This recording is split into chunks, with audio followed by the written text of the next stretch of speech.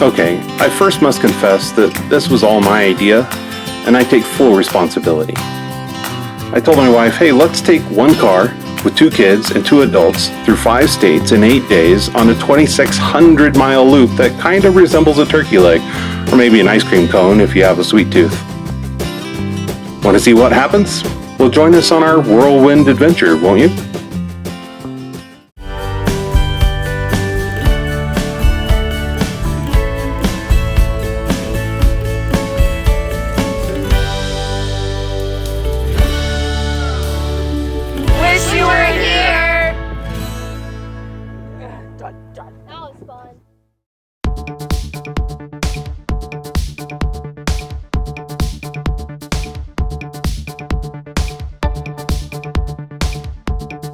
Did you notice that? Yeah, we're taking the Jeep.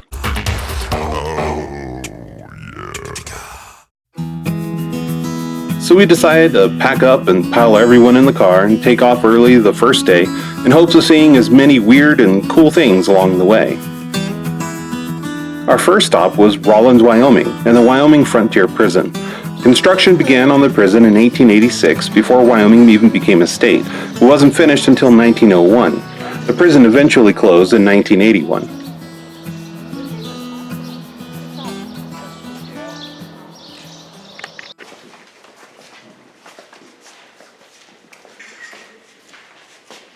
Alright, so this is A block. This was our original cell block that we used from the day we opened up until the day we closed.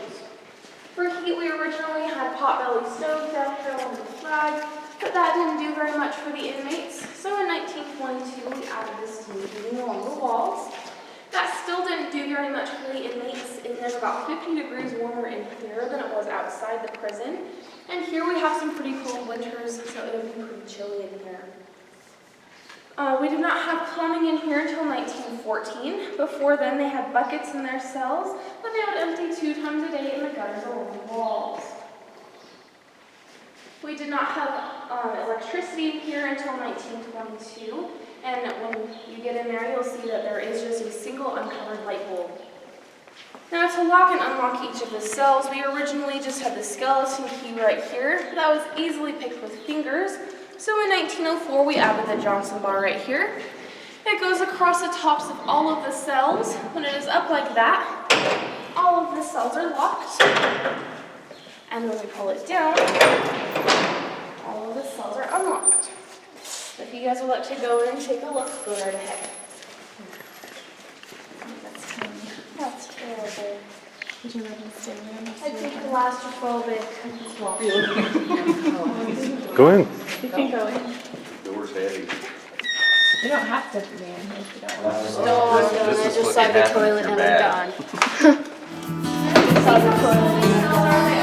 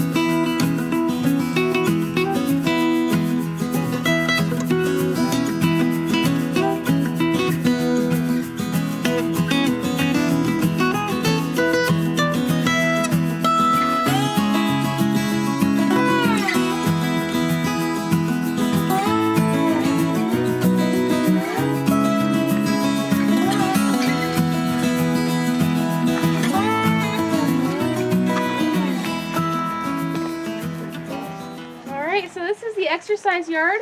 While the inmates were out here, there were several things they could do. They could play horseshoes, basketball, but our most popular sport was baseball.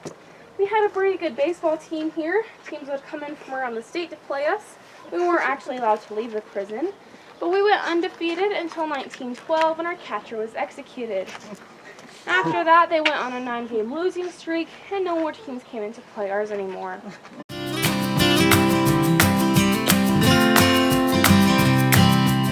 We took a walk to Death Row, where those inmates stayed and where they were executed.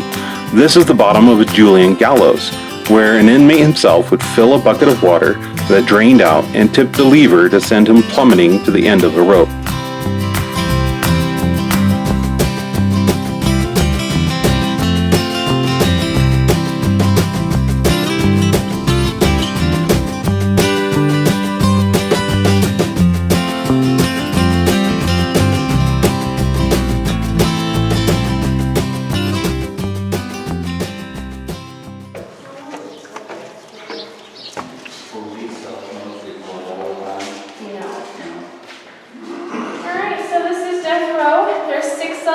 But the way it worked out, we rarely had more than 2 men on death row at once. The longest we had a man on death row was 3 years, and the shortest was 3 months. Here, I'd like to pull me in this way. Let's see the Shannon. Oh, jeez. He's in the tail. That must be the snake. This way. Alright, so this is the top of the gallows. Right there is where the trapdoor used to be. It is cemented over now, so it's completely safe to step on. But if any of you would like to jump on it for good luck, go right ahead. That's the original hook up in the ceiling. And over on this wall, we have all 14 men that were executed here.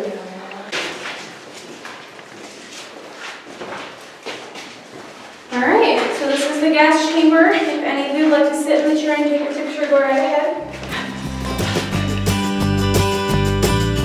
Some people might worry a bit that their youngest son was the first to volunteer to sit in a gas chamber. I, on the other hand, was more worried about how relaxed my oldest son seemed to be.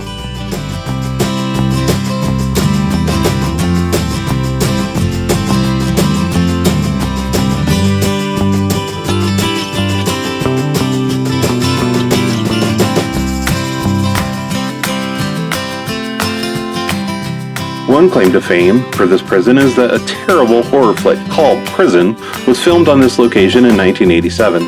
They made several modifications while they were here and left a lot of fake blood splashed up on the walls.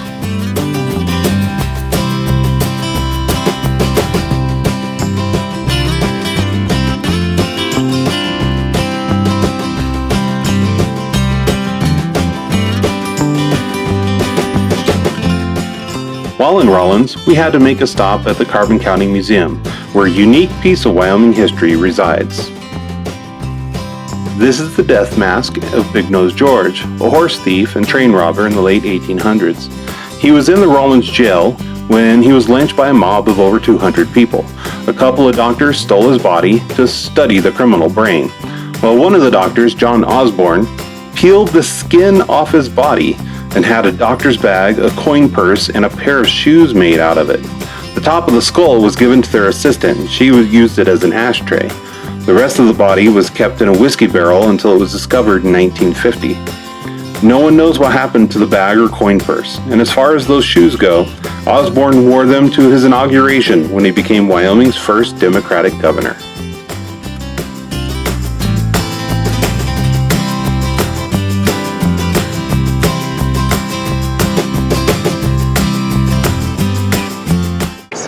There's our penguin.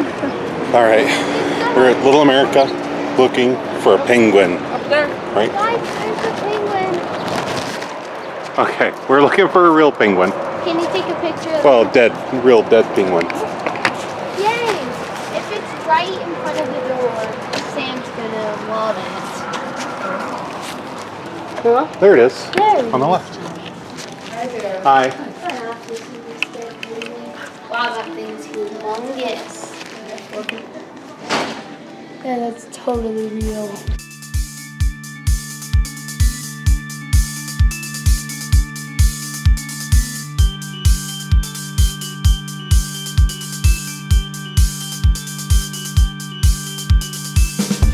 Please join us next time as we cross over into the state of Utah for a bit of hiking, Jeep adventures, and overly crowded tourist attractions.